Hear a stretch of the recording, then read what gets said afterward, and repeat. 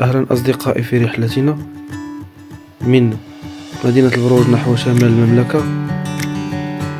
خصصنا هذا الفيديو وهو الجزء التاسع، خصصناه من مدينة مولاي يعقوب نحو بلدة حميان أو ما تسمى بسبع رواضي حميان.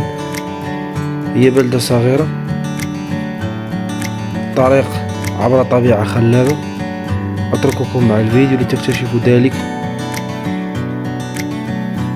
من مولاي يعقوب، حيث ينبع الدفء من أعماق الأرض. تبدأ الحكاية. طريق هادئة تشق التلال والهواء النقي يرافق الخطوة نحو حميان سبع رواضي. المسافة قصيرة نوعا ما. هنا يتبدل الإيقاع، تصبح الحياة أبسط واللحظات أصدق، والطبيعة تتكلم بلغة السكون. بين خضرة الحقول وهمسات الريح نكتشف أن الجمال لا يحتاج ضجيجا بل قلبا يشعر فقط. هي رحلة قصيرة في المسافة لكنها طويلة في الإحساس. أترككم مع هذه المشاهد والمناظر الطبيعية.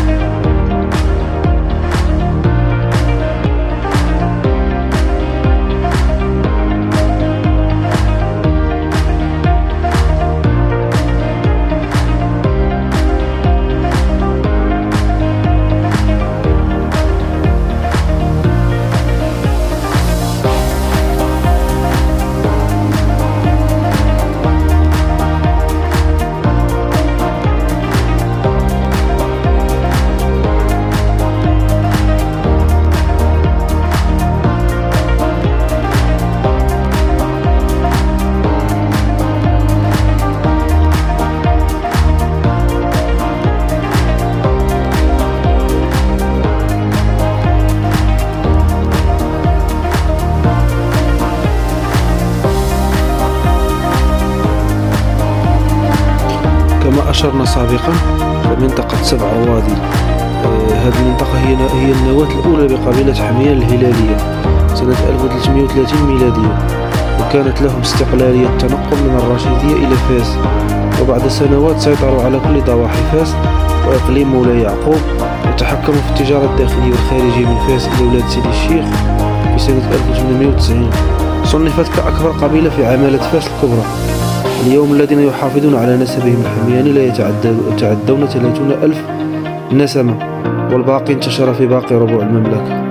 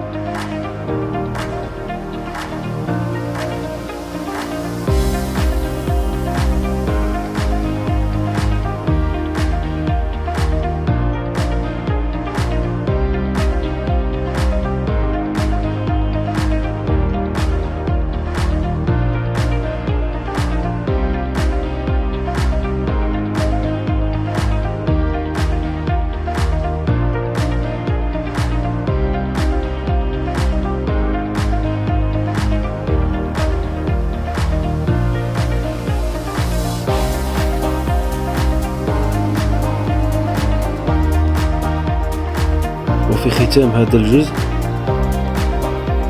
رحلتنا من مولاي يعقوب نحو 7 رواضي حميان تبقى الذكريات أجمل من الطريق واللحظات أبقى من المسافة. وإذا أعجبكم الفيديو فلا تبخلوا علينا بلايك واشتركوا في القناة لكي تصلكم رحلات جديدة ومغامرات أحلى، ولتكملوا معنا الرحلة نحو شمال المملكة. إلى اللقاء، نلتقي في الجزء 10.